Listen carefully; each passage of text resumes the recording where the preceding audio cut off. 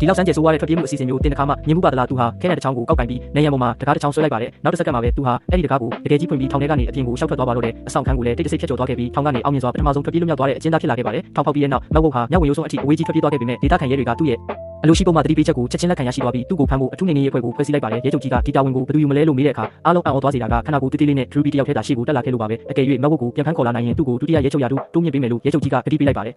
Ruby ဟာမြင်းပေါ်တက်စီးပြီးအသေးတန်လိုက်လံဖမ်းဆီးပါတော့တယ်သူ့ရဲ့အမခံအနက်ခံအာယုံကြောင့်မက်ဝုတ်ရဲ့နောက်ကိုချက်ချင်းခြေရခံပြီးသွားပြီးမက်ဝုတ်ကလည်းသူ့ရဲ့ရန်သူဟောင်းကြီးသူ့နောက်ကိုလိုက်နေပြီဆိုတာသိသွားပါတယ်မက်ဝုတ်ပြာရခတ်သွားပြီးသူ့ရဲ့လှုပ်ဝက်ပုံကိုရနေရစီအပြေးလွှားပြန်လာခဲ့ပါတယ်သူဟာတကားကိုချက်တီပိတ်လိုက်ပြီးတော့ခလောက်တွေကိုတေချာပြန်စစ်ကတော့ပြင်တွေကိုပါမျိုးချပစ်လိုက်ပါတယ်အခုမှပဲငါဘေးကင်းသွားပြီလို့ထင်နေခဲ့တာပါဒါပေမဲ့သူမသိလိုက်တာက Ruby ကအထဲမှာကြဒိုတင်ဆောင်ဆိုင်နေပြီးသားဖြစ်နေတာပါပဲမက်ဝုတ်ကတော့တွေကိုချက်ချင်းပြန်အန်ထုတ်ပြမဲ့တကားကြီးကိုဖွင့်လိုက်တဲ့အခါ Ruby ကအပြင်မှာတက်တက်ကြီးရဲနေတာကိုထပ်တွေ့ရပြန်ပါတယ်ကြောက်လက်တကြားနဲ့သူဆက်ပြေးဖို့ကလွယ်လို့အခြားမရှိတော့ပါဘူးအဲ့ဒီနောက်ပိုင်းမှာတော့မက်ဝုတ်ဘယ်နေရာကိုပဲထွက်ပြေးပြေး Ruby ကဘယ်လိုနည်းနဲ့မသိဝါပနဲ့ပြန်ပေါ်လာတတ်ပါတယ်လမ်းမှာခွေးတစ်ကောင်နဲ့အတိအကျတူတဲ့ငါးတစ်ကောင်နဲ့တောင်လမ်းမှာတိုးပါသေးတယ်လုံးဝမျောလင်းချက်မဲ့သွားတဲ့မက်ဝုတ်ဟာမြောက်ဝင်ရိုးစွန်းကနေ Los Angeles လေဆိပ်ကြီးတက်စီတစ်စီးငါစီးပြီးအဝေးကြီးထွက်ပြေးခဲ့ပါတယ်သူတွေ့တဲ့လေယာဉ်တစ်စီးပေါ်ကိုစွန့်စားပြီးတက်စီးခဲ့ကသူဘေးကင်းပြီလို့တေချာသွားတဲ့အခါကျမှတက်ပြင်းချနိုင်မှာတော့တယ်ဒါပေမဲ့နောက်တစ်စက္ကန့်မှာပဲလေယာဉ်မှုရဲ့ဘေးကတော့တစ်ဖက်လေယာဉ်မှုဟာ Ruby ဖြစ်နေပြန်တာကိုတွေ့လိုက်ရပါတယ်စိတ်သက်တွေလုံးဝပြတ်ပြားသွားတဲ့မက်ဝုတ်ဟာလေထီပါပြီးအထင်နဲ့လေယာဉ်ပေါ်ကနေခုန်ချလိုက်ပါတယ်ဒါပေမဲ့သူမော့အကြည့်မှာတော့လေထီကြီးက Ruby ကြီးဖြစ်နေပြန်ပါတယ်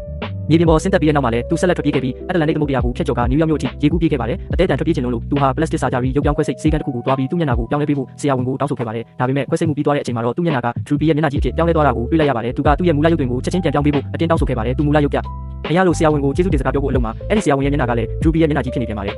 ထိတ်လန့်တကြားနဲ့မက်ဝုတ်ဟာတိရစ္ဆာန်ရုံတစ်ခုနဲ့ထွက်ပြေးပြီးချင်းသေးတစ်ကောင်ရဲ့ဘိုက်ထဲမှာသွားပုန်းနေလိုက်ပါတယ်ဒါပေမဲ့အထဲကိုရောက်သွားတဲ့အခါမှာတော့ Ruby ကအဲ့ဒီဘိုက်ထဲမှာပါကြိုတင်ဆောင်နေတာကိုထပ်တွေ့လိုက်ရပြန်ပါတယ်အချင်းချင်းဖန်ဖန်ထွက်ပြေးမှုတွေကြာရှုံးပြီးတဲ့နောက်မှာတော့မက်ဝုတ်ဟာအမှန်တရားတစ်ခုကိုနောက်ဆုံးမှနားလည်သွားပါတော့တယ်အဲ့ဒါကတော့ထောင်ဆိုတာဟာတကယ်တော့ကဘာပေါ်မှာသူ့အတွက်အလုံးစုံဆုံးနေရဖြစ်နေရဆိုတာပါပဲ